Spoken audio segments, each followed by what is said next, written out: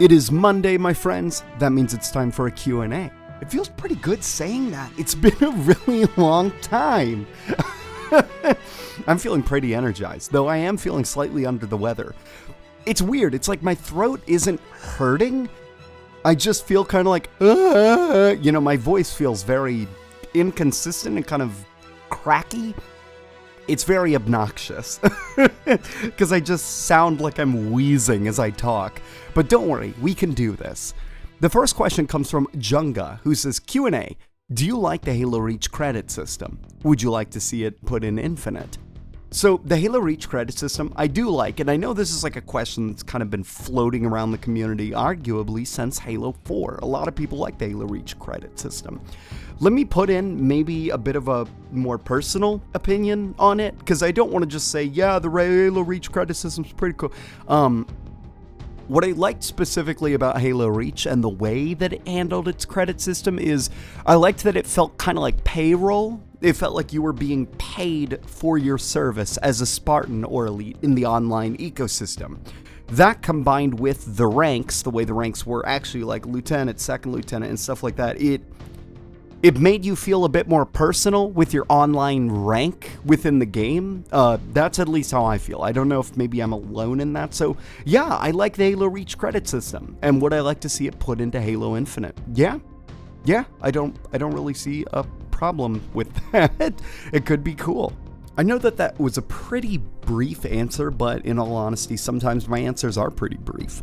To some of the questions in the comments, I can't exactly turn them into these huge 5-minute discussions or, thought pieces, because sometimes the answer is as simple as, yeah, I think it's cool, I'd like to see it return. But, let's move on to Duck, who says, Q&A, how do you think the Halo Wars 2 storyline will be wrapped up?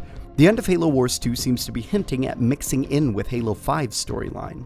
I don't think Halo Wars 2's storyline will be wrapped up. I think it will, exactly as you just said, mix in with Halo 5. So right now, in the Milky Way galaxy, we've got this dumb robot overlord takeover that's kind of going on. Halo has kind of reverted it back to how it used to be, which is humanity on the run from an overpowering force that they can't really fight back against. Halo Wars 2, on the other hand, is kind of in this interesting position where it's very disconnected from what's going on. The Spirit of Fire is out of time, basically. They're very old, they're very ancient, and for all intents and purposes, they've time jumped into the future. They have no idea the state of the galaxy. They're on the Ark. They barely understand the Forerunners stuff, because, in the Halo Wars 2 campaign, they just learned about the Halo rings. Isabel had to kind of bring them up to speed on what the Chief was up to, while the Spirit of Fire was just adrift in space. A lot has been going on that the Spirit of Fire missed out on. Then you got the Banished, which are super interesting in that they've been kind of living on the outskirts of the galaxy, just this band of Mad Max-esque scavengers. Formed from the brutes that were kind of banished from the Covenant. And it's interesting because Halo Wars 2 is a bit of a wild card right now, because they are so disconnected from the core mainline games. Imagine if the Banished just showed up in the Milky Way galaxy. It would be pretty surprising. I'm thinking of the Halo Wars 2 end cutscene, where Atriox is throwing a temper tantrum, and he breaks his computer, leaves his tent, and goes out and sees that massive, sprawling army. Like, the Covenant have kind of been destabilized. I'm expecting us to fight them again, obviously, some kind of fanatical Covenant devoted to Cortana or whatever, but the Banished are a bit of a wild card. They have a lot of troops. So really anything could happen. It all depends on how it plays out. I don't know. Anything could happen. We could have a comic release tomorrow that suddenly reveals something, or you know what I mean. The next question comes from Jake Dapper, who says, Q&A, do you think 343 after Cortana's death should include what Sergeant Johnson said to Chief as he died? I believe he said, don't let her go, Cortana. Don't ever let her go. Considering those were part of his last words, I think that it'll also have an impact on Chief. Also in Halo 3, after Johnson died, even though I disliked the way that they killed him off, I thought the scene with Cortana apologizing to Chief about his death gave off the most emotion out of Chief that we've seen to that point.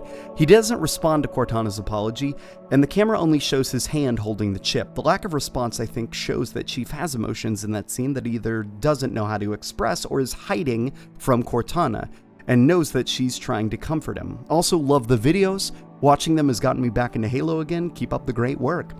So thank you, I really appreciate that, actually.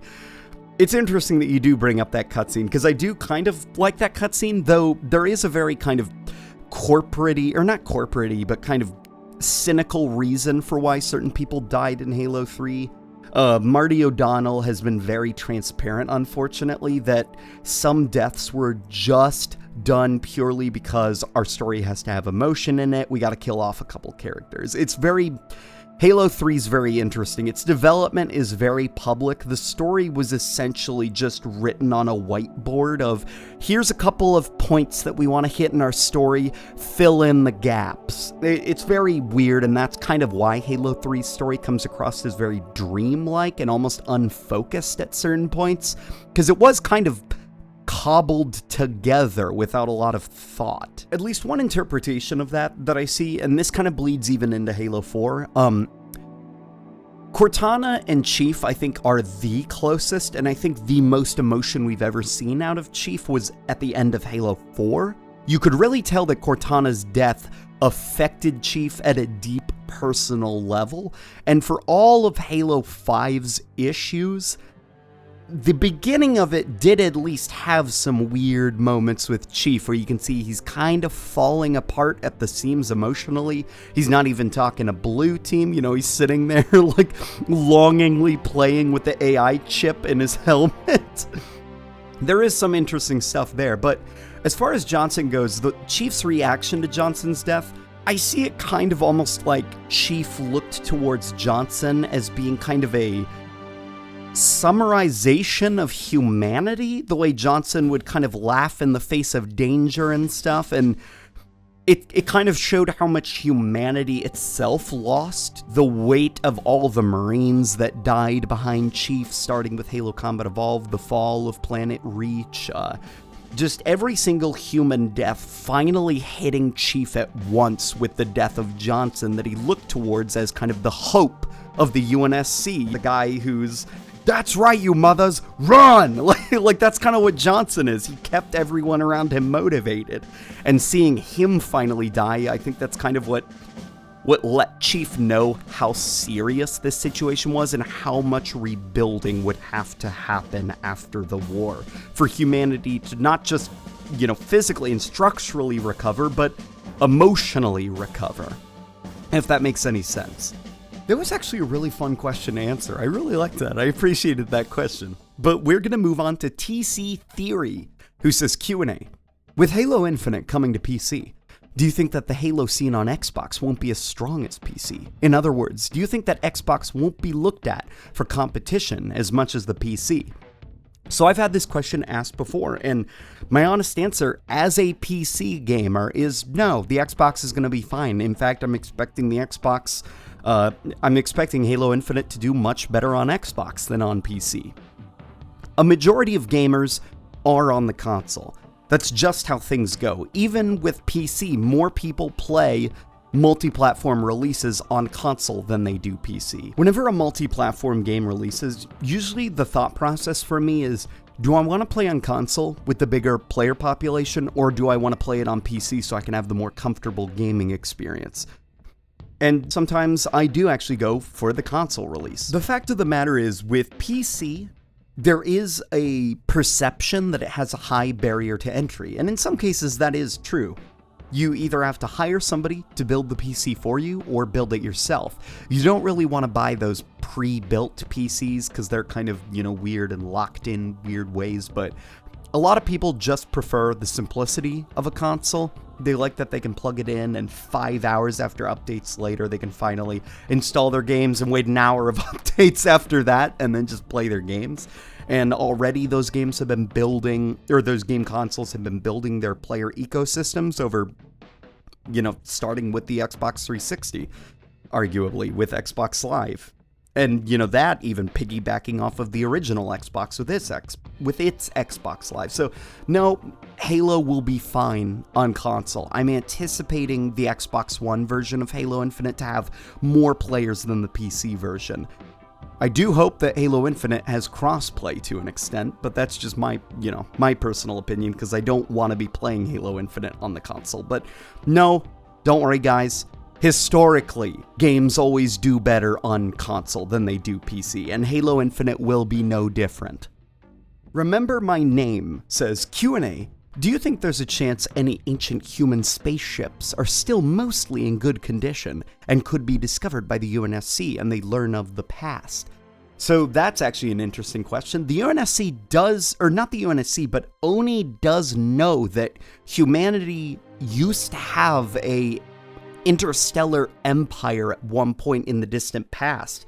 It's kind of interesting because for all the people who yell about the Forerunners need to be ancient humans, I hate that they're not ancient humans. In Halo's universe, there are an ancient race of aliens that we are descendants of that had an interstellar empire, and it was humans. A lot of people forget that, and ONI knows about it, and it's kind of like a secret that they're keeping from the public, that thousands of years ago, we were an interstellar race that kind of collapsed, and now we're the descendants of that interstellar race. It is interesting, and what I'm kind of personally hoping for is I want to see that, obviously, the lid has kind of been blown off the Forerunners. It's too late, cat's out of the bag. You can't exactly put the mystery back in. What you could do, however, is take the ancient aliens that we are direct descendants of and create a new art style for them, something that's very distinct from the Forerunners, so that when we're exploring and we see these strange structures and we're like, that doesn't look Forerunner, what is that?